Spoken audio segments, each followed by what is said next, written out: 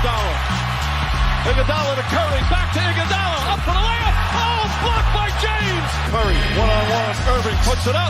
It's good. Kyrie Irving from downtown. The three, steps back, crossover, puts up a three. Rebound James. Second. It's over. It's over. Cleveland is a city of champions once again. The Cavaliers are NBA champions. Cleveland! This is for you! What's going on, Cavs fans? Welcome back to another exciting edition of the Block the Shot the Stop. And unlike FanDuel Network, we promise we won't go out on you during the important parts. I'm Skylar Webker. He's Kevin Lynch. Kevin, how are we doing tonight?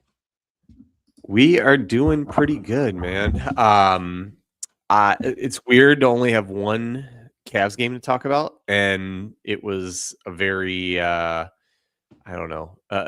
uninspiring game. I think win's a win kind of thing, but otherwise, we're good. We're surviving. Yeah, so we're coming to you guys after the Cavs win against the Indiana Pacers, kind of piling onto their loss column there with a 120-116 victory. This game was without Donovan Mitchell. Dean Wade played in the first quarter, but then first half, and then re-aggravated his knee injury. There really hasn't been a update about that since. But like Kevin said, it was kind of uninspiring and really gave me a lot of playoff flashbacks for sure. Like just getting out hustled, outmanned. Like even without Halliburton, the Pacers were playing hustle ball.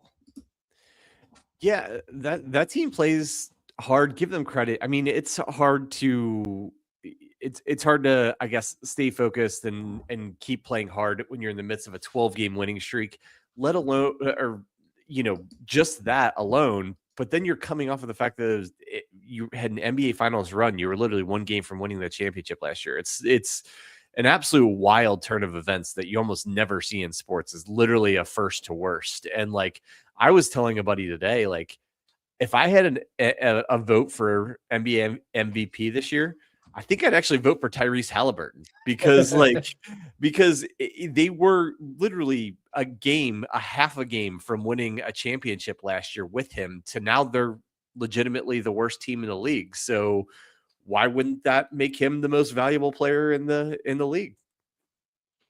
Because that's not how value is calculated,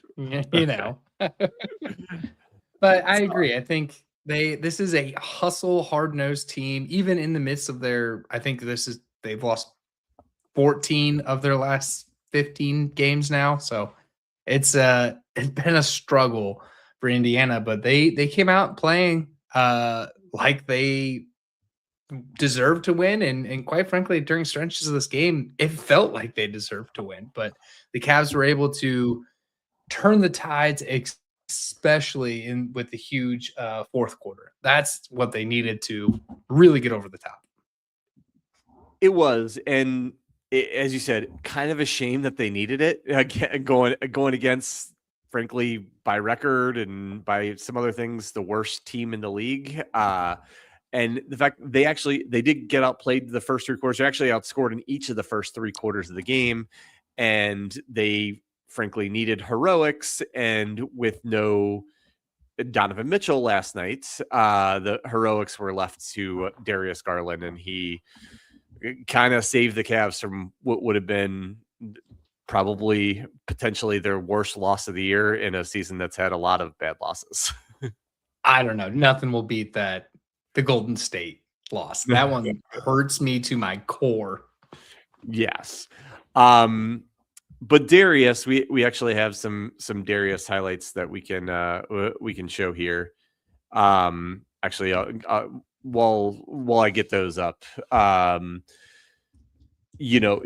Darius, I think he ended up with 29 points and 6 assists, but most importantly, the fourth quarter, he had 14 points on 7 of 7 shooting. And at the very beginning of the quarter, it looked like he did hurt his back at some point. And so it went from like, oh my gosh, are we going to deal with another Darius Garland injury? Are we going to have to finish this game without him? And there's no Mitchell. And then all of the sudden, his back miraculously heals, like the healing power of having the basketball in your hands. And and sure enough, he ended up getting the job done for the Cavs. Yeah, this was a game where you really needed everything from Darius Garland. I mean, there was moments where he was gripping at his thumb. There's moments where he's gripping at his back. So he battled through a lot and gave you 29 points, 6 assists, 2 rebounds. What I loved with the 6 assists, 0 turnovers. So he was efficient and clean with the basketball in a night that you desperately needed him to do that. And with his 23 shots, only 4 of them were from the 3-point line. So really good at getting in, driving into the hole, trying to break up a defense, all those things that we talk about all the time that this team needs to be. We're seeing Darius Garland really lean into that. And I think it alludes to just being more confident and healthy in his foot. You would hope so. I mean, and that was the frustrating thing about seeing him have what seemed to be another injury last night. It is that he actually hadn't grabbed at the foot in a little bit. And so, and that's like, really, is his foot finally feeling better? And now he's going to, deal with a back injury. So, but yes, as you were saying about Darius, like he didn't rely just on the 3-point ball. He got in the lane. He got 2 feet in the lane. He had that floater going last night, which is such a beautiful shot. And even, I would argue, more importantly than his scoring, his facilitating and getting Jared Allen involved. I saw Jared Allen, I think he ended up with 15 shot attempts. The Cavs remain undefeated when Jared Allen gets at least 10 field goal attempts in a game, and his field goal attempts are directly related to Darius Garland's presence, first of all, and then his ability to set Jared up and make it happen for Jared.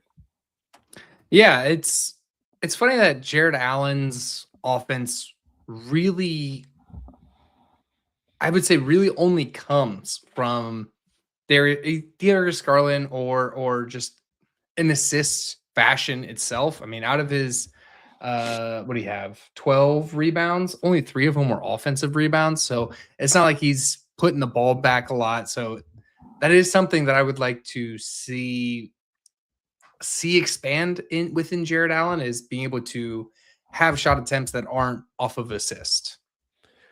Yeah, I don't see it happening with with Jared. I mean, I don't see it happening not only just because of Jared. Jared is a little bit more passive, but more so this team, it's not a part of their DNA to just like dump the ball into Jared, like have him post up and go to work Jared. I mean, that's not really the NBA in general anymore, but especially this Cavs offense. They, for whatever reason, don't want to play through the post. And if they're going to play through the post, it's almost always with with Mobley. So I think Jared Allen's offense is going to be reliance on Darius Garland and, frankly, another guy that we're going to have to talk about, and Craig Porter Jr. He was also a big part of setting up Jared and a lot of good things for the Cavs in this game. Perfect segue, because that's the next guy that I wanted to hit on, was Craig Porter Jr. I mean, we've talked about how he's needed to play more, especially over Lonzo, and we'll get into that as well. But he's taking every opportunity and really striving with it, because finishing the game with an incredible 3 blocks for a small guard like Craig Porter Jr., 9 assists, 9 rebounds, 8 points. I mean, he was, for as hard-nosed and aggressive that the Pacers were, Craig Porter Jr. was just as hard-nosed and aggressive coming out for the Cavs. I think Craig Porter Jr., the insertion of him in the lineup could legitimately change the Cavs season. The reason I say that, like going into this game, and it probably didn't improve in this game, the Cavs were the worst 30th out of 30 NBA teams in second quarter point differential. Second quarter, as we talked about in the last episode, that's when you see a lot of bench units. And and you have like 2 to 3 starters in the game with 2 to 3 bench guys. And, I think Kenny tried lots of different things to mix and match all the guys that he was already playing. And then eventually he's like, I just got to play Craig. And in this game, for the first time, I feel like he actually even went back. He did the zonal rotations. Craig came out with 6 minutes to go in the game. He's like, the game gets tight. He's like, I can't leave him on the bench. I got to put him back in. So he puts him back in again with, I think, 3 minutes to go. And then Craig makes like huge winning plays down the stretch. You just saw him get on the floor for a ball and give it to Jared Allen. This one coming up, he blocked Nemhart so hard that he took out the video feed with him. And so it was an incredible all around performance that Craig Porter brings. I more so than anybody on this team. When you sit like maybe Jalen Tyson, but like you say, who are the guys that can contribute in every facet of the game, offensively and defensively? Craig Porter Jr. might be the number one. It should be Evan Mobley. The answer to that question should be Evan Mobley. But at least in the last handful of games since Craig has really been inserted in the lineup, I think it has to be him. He has to be the answer to that question. Yeah, I think we'll get into this. Maybe it's a segue into this, but I don't see how you play Lonzo Ball over Craig Porter the rest of the season. Just what he's gives you. Like Craig Porter Jr. is, if he wasn't on the Cavs and he was playing against the Cavs, he'd be the guy that I would be so annoyed. Like, God, why is that guy playing like that or being so good? And like, I would say like almost like a TJ McConnell, but TJ McConnell is more of just the scoring aspect of it. But like, you know what I'm talking about? Like he would be annoying for opposing fans to watch. 100%, because he has sneaky athleticism, sneaky steal. He's a guy I feel like other people would find annoying because he makes these incredible plays, these hustle plays, while somehow also looking kind of nonchalant about it. And so I could absolutely see that. And he's just a guy that like, he doesn't seem like he overwhelms you with ability. But again, just contributes 8 points, 9 rebounds, 9 assists. That's an incredible game stack. And that's not even include the blocks, the steal he had. Just affected the game all over the place. And other than probably Darius and his kind of heroics with the scoring in the fourth quarter, was probably as much responsible for the victory as anybody. I would agree. If there's one criticism on Craig Porter Jr., I would say the turnovers. Limit those down as much as possible. 4 turnovers on 9 assists. Still in the positive on that, but I would say that would be the next thing for Craig Porter Jr. Another highlight I want to put out was Sam Merrill, who was just excellent shooting the ball. 6 of 10 from 3, finished with 19 points. Just the Sam Merrill you need night in and night out, I would say. Yeah, Sam has had just a rough go of it for a while. He was out a month with a sprained, I don't know, wrist, I think it was. And then like he comes back and he's like the new Darius, and the fact that I think he gets hit in the face every game. And I feel like he's always like checking to see if his nose is bleeding throughout the games. And but his shooting, and I will say I was a little bit critical of Sam the other night, but I think it was warranted. Like I think he's a very good player and can be an above average defender really because of his smarts and his sneaky athleticism and all these things. But like, I think he hasn't been playing as well, but he on that end. But I do think he kind of stepped up in this game in particular. And again, I kind of keep saying people stepped up in this game. You look at the stat sheet and you're like, wow, this guy must have played well. This guy played well. And they won by 4, and they were trailing the whole game against a team that just lost 12 straight games, most of them by double digits. So again, I'm trying to feel good about this game and feel good about some of the individual performances and some of the individual aspects. But I don't know. Maybe I'll kind of turn it to you with this. Like, if there's such a thing as like losses that you feel good about, such as like that Knicks game on Christmas kind of stands out, that I know we both were, but especially you, like, I feel good coming out of this loss. Are there wins you feel bad about? Because if the answer is yes, it has to be one of them. Yeah, for sure. And I know I'm Mr. Brightside, Mr. Positive here, but there are definitely some facets that are starting to really irk me. One is Evan Mobley at the free throw line. I think this is the second game in a row where he's been an offer at the free throw line. So many things need to keep improving for this team. Yeah, they do. And but again, trying to do a silver lining.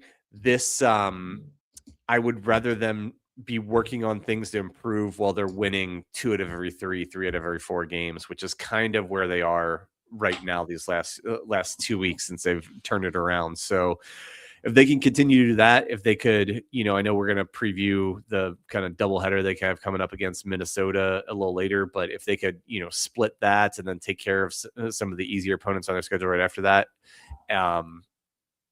while improving, even while they're not perfect, like I feel good the more they like kind of stack these wins while they're all still trying to completely figure things out.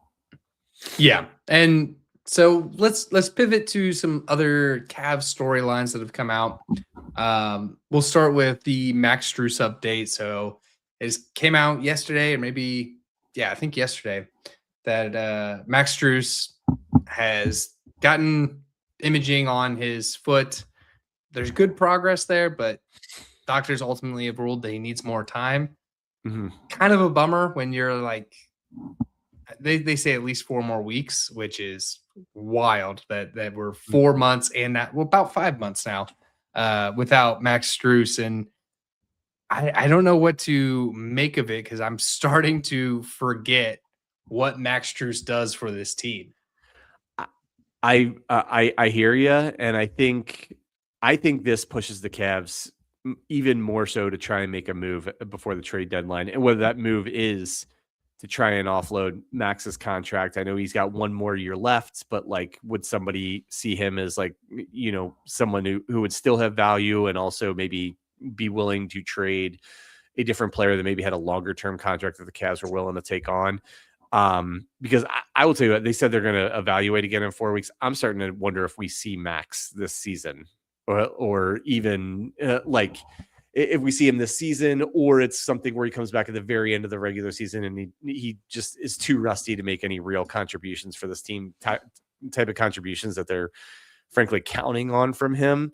So I think at this point, if Max coming back and being a, starter high rotation guy on this team as your plan A, I think it's really, you really got to take a serious look at plans B and C. Not to sidebar or distract here.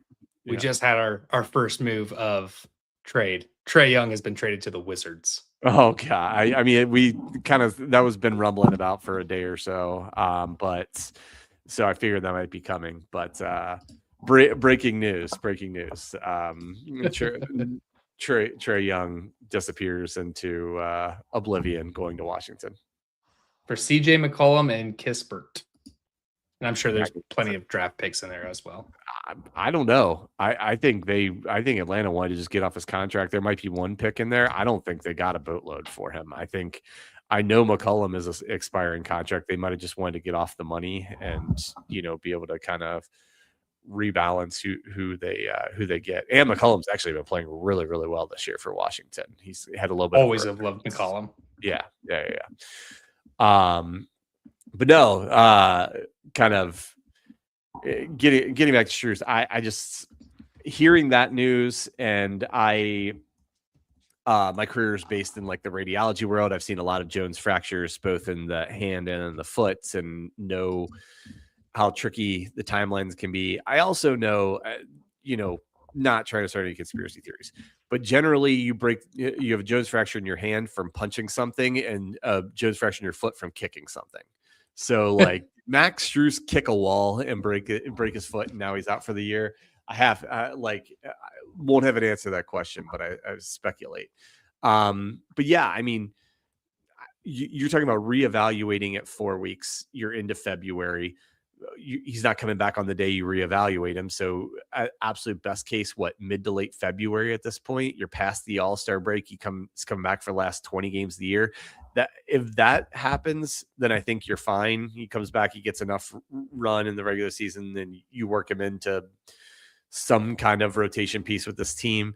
But like, if it goes any longer than that, and it's already gone much longer than we thought it would, then I think if we get one more update where they're pushing the timeline back even more, then it's kind of over for the season, I think. Yeah, I think the Cavs are likely evaluating what they can trade him for, because with the deadline on the 5th, I mean, we're a month away. We're less than a month away from the trade deadline. So I think the Cavs are definitely, I hope the Cavs and Kobe Altman are taking into what can we do with this. Some other trade candidates that we have out there, Strus, who's 15 mil. Yeah. One and a half, I would say, because the rest of this year, and then you got next year. Yeah. Wade, true expiring contract at 6.6 mil. Lonzo, 10 mil with a team option. So basically an expiring contract. Yes. And then Hunter at 22 and a half. And I was looking at a few guys. I like a few guys out there that you could probably make a swing for. Herb Jones is one of them. That's huge. I don't know if the Cavs have the ammo to get that done. I just think there'd be a lot of bidders for Herb Jones. I think that's one that I would love. I think he'd be a perfect piece for this team. I would guess that they would get outbid if the Pelicans put him on the market. Maybe, probably. Who was it for? I'm trying to remember who I had here. There was a Herb Jones was one that I liked. Were there anybody that you liked? I love shout out Luca from Real Cat Fans. I'm totally on board with if they can get Duron Sharp from Brooklyn. You wouldn't even need Strus's contract. You could use Balls or maybe even Wade's to get that. But like, I would happily, do a Ball trade Lonzo for Duron Sharp. If you have to throw in a second round pick or two, so be it. But if they could do that, I think he adds the one thing that this Cavs haven't had, which is like legitimate, kind of, lack of a better term, thickness, muscle on the inside for particularly for certain matchups where, frankly, the Cavs tend to get out physicaled. I'm thinking of like the Knicks as one. I'm thinking of Detroit as another. That'd be one guy that would be high on my wish list.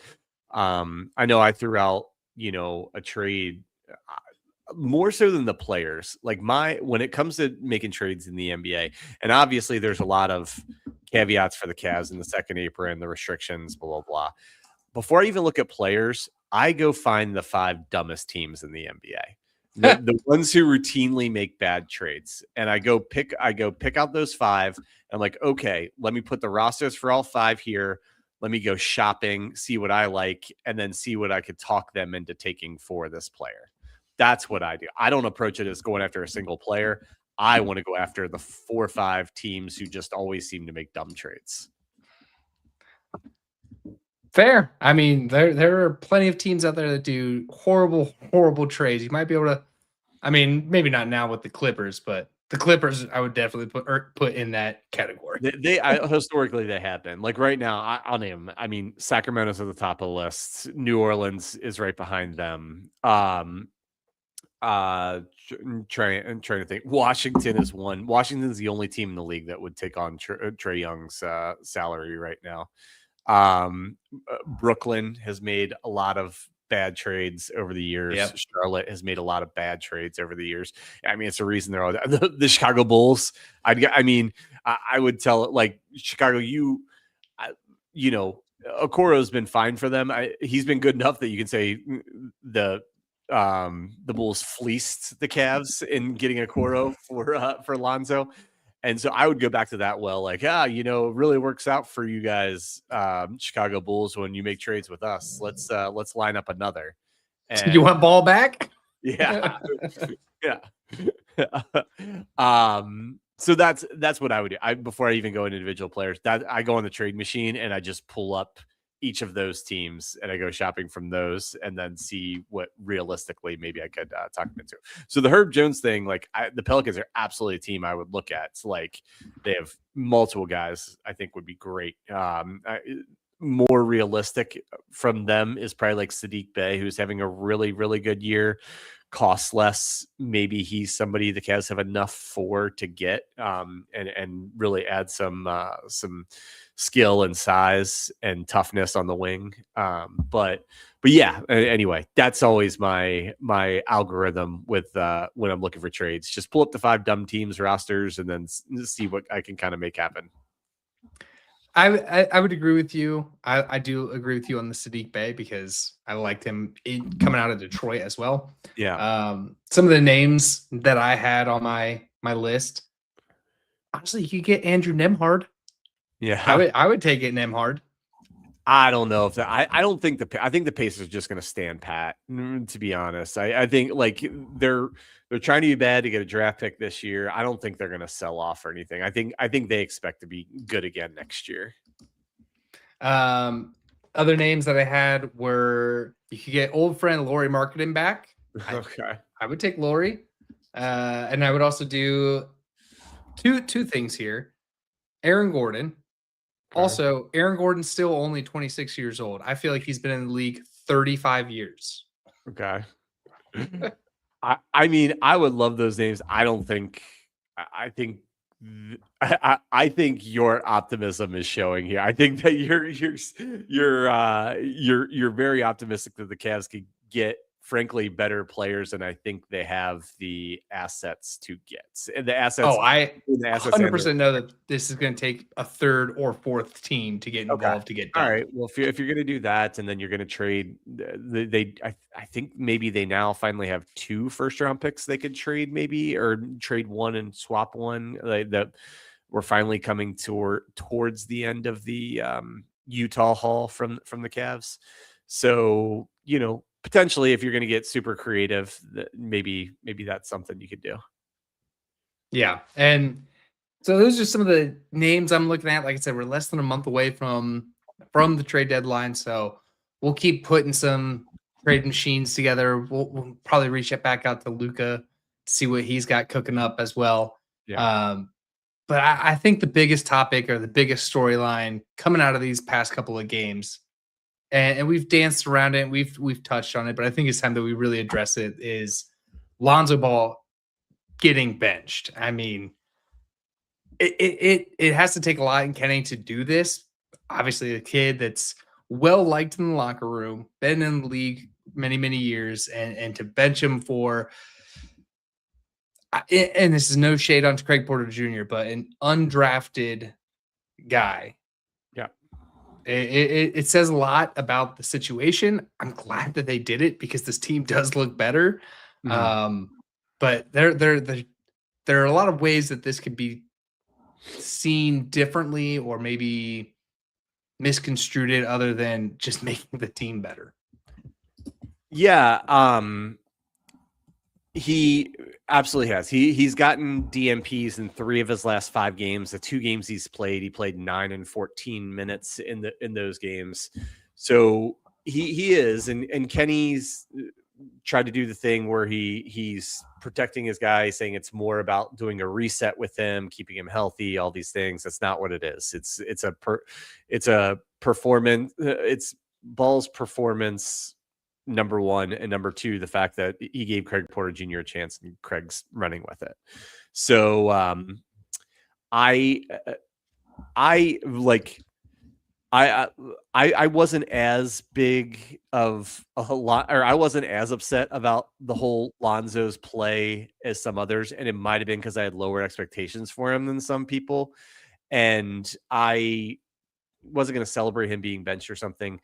Then when I heard the Phoenix game, a couple of games ago, and when it was the second game where he got two did not plays in a row. Apparently, he was told before the game he wasn't going to play, and he was not happy. Showed up late, didn't come out for shoot around, and just came and sat on the bench. And I'm like, look, man, if that's how you're going to handle it, if you can't look inward and say I'm playing pretty bad, I have to kind of.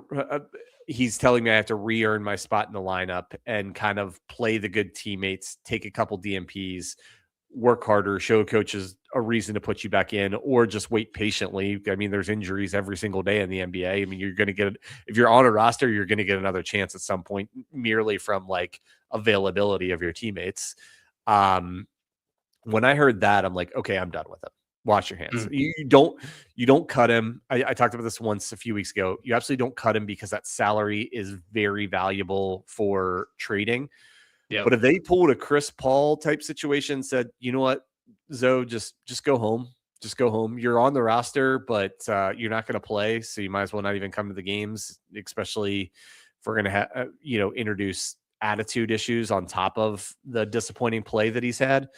So I wouldn't be surprised if the Cavs were all the way healthy and maybe or close all the way healthy, and maybe Strus's injury kind of or the timeline being pushed out leaves a crack of a window open for Lonzo. I wouldn't be surprised if it ends up coming to that, where they just say, you're just stay home until we either figure out a trade, or if we can't trade you, we'll probably release you after the trade deadline. Now, if they release him, does that guarantee the next couple of years, or do they still get to maintain that option? No. Honestly, there'd be no point to releasing him. They would just let him. I mean, they could just to open up a roster spot if they wanted to bring in a guy on a minimum or something. That, I guess, that would be the point. But ideally, you trade him to be able to, because of where his contract is enough money that there's a lot of good players that you could bring in, and even with the restrictions, trade for with that. And you could, and again, the most valuable thing about Lonzo is obviously not his play. It's the fact that he has an expiring contract. Expiring contracts are greatly admired, greatly wanted by NBA teams, particularly NBA teams that are trying to reset their roster and want to have money free up for free agency or trades over the summer and everything. So if there's more of things like what came out, I can't remember if it was Chris Fedor who reported it. Might have been Danny Cunningham reported the whole thing about the Phoenix game. If that happens another time or two, then yeah, stay home. I hear Chris Paul's available if you need somebody to hang out with. I don't know if your brother is on you're not Mello, but Jello, Jello, yeah, if he's not touring with maybe you can hang out with him. But yeah, I was super disappointed in that. And while he did play a little bit the previous couple games, to get a DMP on a night where Mitchell's not playing, who's guy who eats up 35 minutes a game at the position you want to play, says a lot about where he is in the rotation, or where he isn't in the rotation. Yeah, it's disappointing to hear the reactionary pieces from Lonzo. I mean, to that, I would did you expect anything else, Lonzo? Yeah. Like, if you were talking to Lonzo, like, what are we supposed to do? Like, we can't keep losing. We can't keep doing this. Right. I agree. Being realistic. I mean, I think everybody has had something happen in your life where you just weren't doing it very well, and you needed to either stop doing it for a little bit, or stop doing it forever, or change the way you were doing it. And that's where we are. And if Lonzo can't see it, I will say the little bit he played the next game against Denver, he played extremely hard, and it was one of his better games of the year. Without even saying the stats, just like he was impactful, like defensively and hustle wise and everything.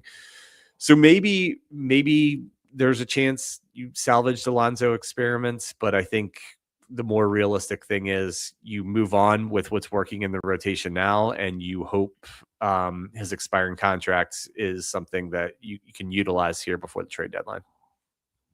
Absolutely. So the last little bit of news that we got was that Larry Nance Jr. has been upgraded to questionable for tomorrow's game. So we'll see how much of an impact that has. I don't know how much time he'll get just with I'm sure he'll have some sort of minutes restriction. Also, a lot of those minutes got eaten up by Naquan Tomlin. So we'll see. They might just keep using Nance in games to spare off the amount of games they're putting on Naquan Tomlin to keep him on a two-way for as long as possible. But sure, I think that's really the only thing we can expect out of Larry Nance Jr. at this point. Yep. Like unlike Lonzo, I still think there is potential for Larry Nance Jr. to make an impact on this team. He does offer something that they don't have, and it's a big man who can be an excellent 3-point shooter. They don't have that on the roster. So if he can get right and get to kind of where he's been the last couple of years, I think there's still an opportunity. I think his role might be smaller than they envisioned at one time, but I think there could still be an opportunity where, he does play a couple of rotations a game, or even a guy that you bring out for certain matchups where you think he'd be really valuable. So, and if nothing else, from everything I've seen, Larry Nance has been an excellent teammate. He's the first guy. He's playing the Tristan Thompson role, first guy up off the bench, giving high fives all the time. Leading the league in high fives. Yeah, he wears really sick like soccer kits and everything. I know he's like a huge English football fan. So I mean, if nothing else, it's nice to get closer to fully healthy, and he would be another one coming back. No doubt. I do think he will impact this team, and has the potential to impact this team, I should say. But I think Kenny has something working with playing the young guys like we've talked about. I think he'll continue to do so. Like I said, I think they're going to play Nance just in let's save the amount of games we're allowed to play Naquan Tomlin before we have to convert him. Yeah.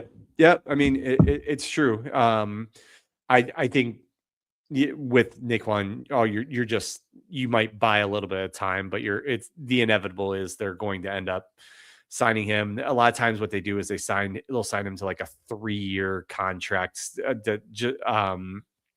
that's like kind of team friendly when it comes to the cap, but it's obviously a great thing for him because now he has his first guaranteed NBA contract. But yeah, I think that's inevitable. But if I absolutely could see what you're saying. You use Larry Nance in certain matchups to Tomlin might never even play for the G League, but just to have him like not technically on the roster for a couple games to kind of lengthen that out a bit, at least until if they can lengthen it out till after the trade deadline in case they make any trades where they're giving up more players and they're getting back, and then that's an easy time to convert him, right? Exactly, and I'm sure that's what they're going to try and target here on the 5th. Kind of the last point of storylines here is the first kind of bracketing or the reveal of all-star voting has come out, and Donovan Mitchell is currently 4th in the East. And with the new format of all-star voting, which I do not like, I hate this new format, but it's just the 4 best players, no position. So currently he would be a starter in the East. Yeah. Certainly deserves to be. Donovan has been absolutely fantastic, particularly offensively.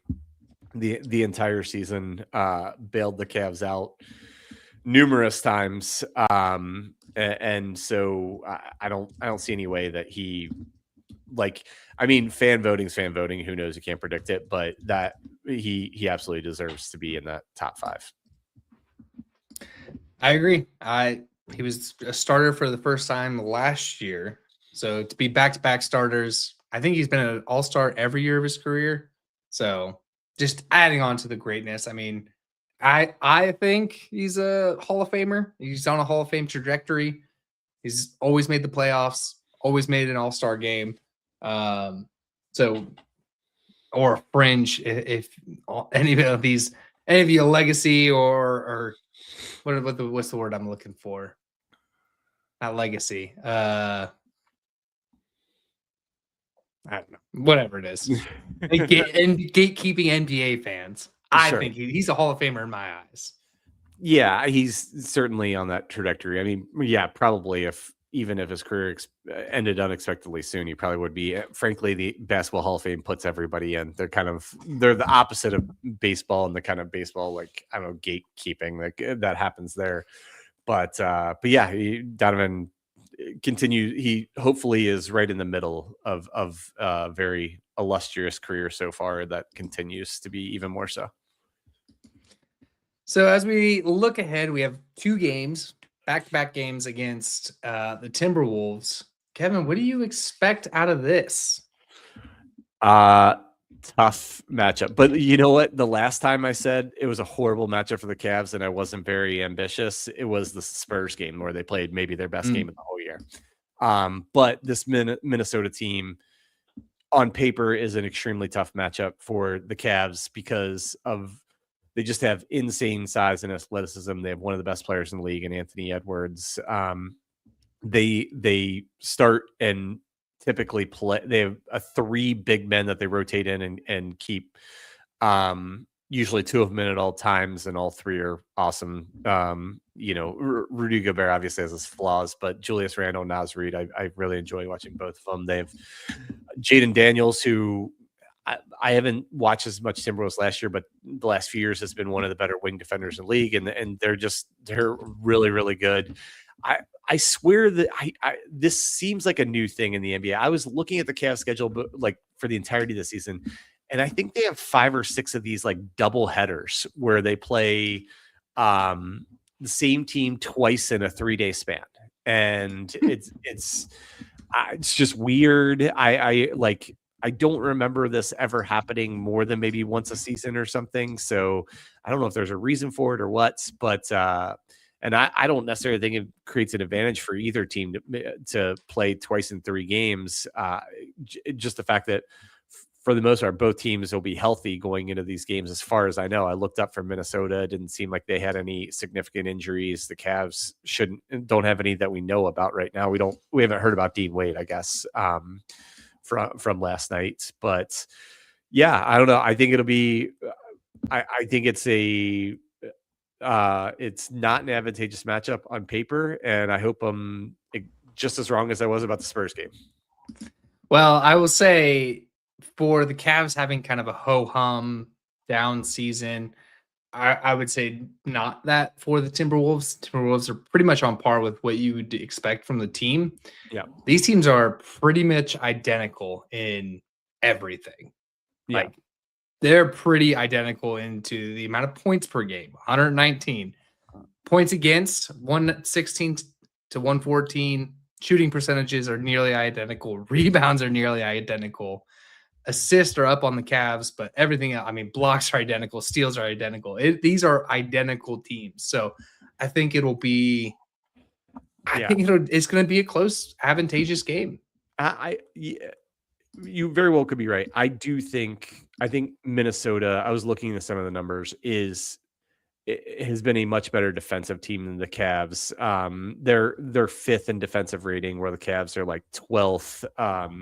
Their numbers, both protecting the rim and holding teams down at 3-point percentage, are both fairly significantly better than the Cavs. So I think offensively they're probably pretty even. I would give Minnesota an edge defensively, but also that's why they play the games. And I think the Cavs on their best nights can absolutely handle this Minnesota team, and even close to their best night. So I hope that, and honestly, my hope is if they go in and they split these games with Minnesota, and they're pretty competitive games, and they look they look like they're starting to put it together, I'd be really encouraged by that. Agreed. So I'm excited for these games coming up. And with that, I think we can go ahead and wrap up out of here. It's tradition around here that we like to give our Dads Talking Cavs close out on this. It's free dad's advice, free parenting advice. Our dad wins, our dad losses. Learn through us. Kevin, what do you got? So I think for the first time, I am venturing into your kids doing fundraising, basically. And when we were kids, we all did it. I don't know what you did, but we sell magazines door to door, like all kinds of crazy stuff. So my older daughter got into Girl Scouts for the first time in the last few months. She is doing and so she is starting to sell Girl Scout cookies. Technically it started, but we haven't really started yet. So I asked, like, do you want to, you want to call some of your family members and some of our friends and see if they'll do it and everything. And because she sees me at this office putting together our like social media clips and everything, she's like, can we do something like that for selling Girl Scout cookies? So we actually clipped together. We had 4 different things clipped together, a whole bit about I'm in the I come out of the pantry and say, like, we never have any good snacks in this house, and then she runs out from the other way and says, I know what we can do. We could buy Girl Scout cookies. They're not. She's like, they're delicious and they're not even that expensive. And the funniest part, the whole thing was funny, but the fact that like I kind of put it together and put the thing in place, and then she took over all artistic responsibility of this video. She started giving me blocking, like, no, stand here instead of here. I want you to like look this way instead of that way. You're saying your line wrong, kind of thing. So, and ultimately it all, of course, kids, comes down to what's in it for me for selling all these cookies. I'm like, well, like some of the money raised goes back to your troop and you get to do fun things and everything like that. And so that wasn't good enough for her. So she came to us to negotiate a deal for every, like, I think 10 boxes of cookies she sells, we have to buy 1 box of cookies from her, so that she gets to eat. And so, anyway, basically I'm my kids fundraising, I'm losing in every part of the deal. I'm going to end up selling the cookies. I'm going to end up having to buy some for her and also, get critiqued at how I do it by her. That's so fun. That's awesome. Put me down for a couple of boxes. I appreciate it. I'll let her know. What about you?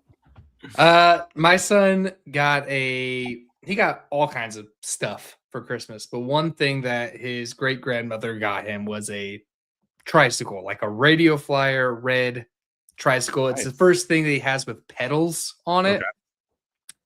And here in Ohio, it's cold, icy, just like in Chicago. Right. Cold, icy, snowy out there. So hasn't really gotten to, ride it. And I don't know, maybe I was half drunk or just feeling generous for the holidays. Like, you can ride it inside, but once it goes outside, it stays outside. It hasn't gone outside yet. And the way that our main floor is, you can kind of do a big loop around. And don't do that, because I come downstairs and it's like the kid from The Shining is in my house, just riding around on the tricycle. I'm like, this is horrible. I need warm weather to get this thing outside, because I'm living with a bad bet that I made myself. Dude, amid being in cold weather cities in the winter with young kids is absolutely a challenge to like find things for them to do, and then, like you said, you find something, you try and be generous, try to keep them entertained, and then it turns on you like it did.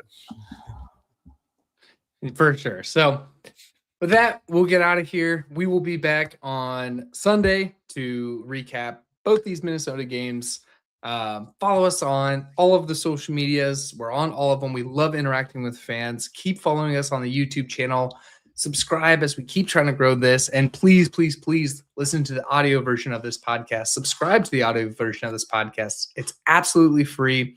It helps a ton. And honestly, we're just dads talking Cavs. We're Cavs fans trying to put on good content for other Cavs fans. So if you tell us what you like, tell us what you don't, you directly impact the show. So for that, I'm Skylar Weber. He's Kevin Lynch. And as always, Go Cavs.